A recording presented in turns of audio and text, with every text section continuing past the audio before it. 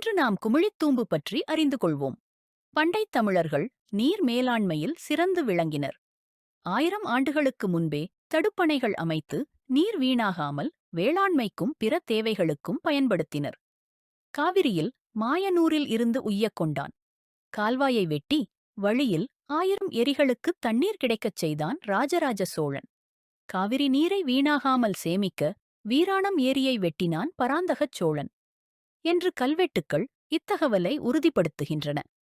2000 ஆண்டுகளுக்கு முன்பே தமிழகத்தின் பெரிய ஏரிகளில் குமிழித்தூம்பு என்ற நீர் ஒழுங்கு அமைப்பை ஏற்படுத்தி திறம்பட பாசன நீர் மேலாண்மை செய்து வந்தவர்கள் தமிழர்கள்.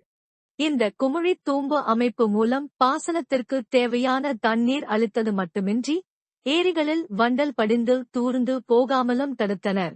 ஏரி, குளம், கண்மாய் போன்ற நீர்நிலைகளுக்கு மழை நீர், வாய்க்கால், ஓடைகளின் வழியே வரும்போது நீரோடு களிம்பும் வண்டலும் சேர்ந்து வருவது தூர்ந்து போவதற்கு முக்கியமான காரணமாகும். மதகுகள் நீரை வெளியேற்றும் வேலையைச் செய்ய குமிழிகள் நீரை வெளியேற்றுவதோடு ஏரி, குளம், கண்மாய்களுக்குள் வந்து விழும் வண்டல்களையும் சேர்த்து அகற்றும். குமிழிகள் ஏரிக்கரையிலிருந்து 200 முதல் 300 அடிகள் தள்ளி ஏரிக்குள்ளே அமைக்கப்பட்டன. இதில் வலிமையான கற்தளம் அமைத்து அதனடியில் கருங்கற்களால் ஆன தொட்டியை வடிவமைப்பார்கள். தொட்டியின் மேற்பாகத்தில் நீர் போவதற்கான பெரிய நீரோடு துளை தொட்டிக்கடியில் அதே அளவில் துளை போட்டு அதனை சுரங்க கால்வாயால் ஏரிக்கு வெளியில் இருக்கும் பாசன கால்வாயோடு இணைத்து விடுவர்.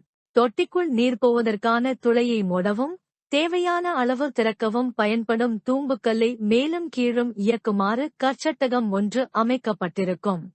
அந்த கற்தொட்டியின் பக்கவாட்டிலே உள்ள 3 சிறுதுளைகளுக்கு சேரோடி துளை என்று பெயர்.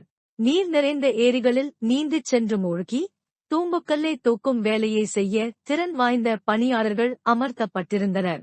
பாசனக் கால்வாய்க்கு நீர் திறக்கும்போது தொட்டியின் மேலேயுள்ள நீரோடி துளையை அடைத்துக் கல்லை தூக்குவார்கள்.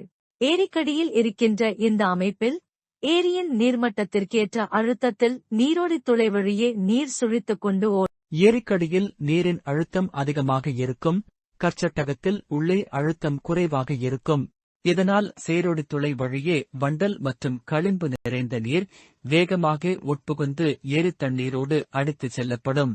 சுரங்கக் கால்வாய் வழியே ஏரிக்கு வெளியே உள்ள பாசனக் கால்வாயை நீர் சென்று மதகை அடைத்துள்ள மூடுகல்லை பிணைத்துள்ள இரும்பு கம்பியை அது பொருத்தப்பட்டுள்ள கல் தூண் மீதிருந்து தூக்கும் போது நீர் வேகமாக கீழே உள்ள கல் தொட்டிக்கு பாய்ந்து நீர் செல்லும் பாதை வழியாக கல்தொட்டி நீருள்ளே வரும் பாதையை விட பெரிதாக உள்ளதாலும் நீர் சுழல் ஏற்படுவதாலும் அந்த இடத்தில் குறைந்த அழுத்தம் ஏற்படும்.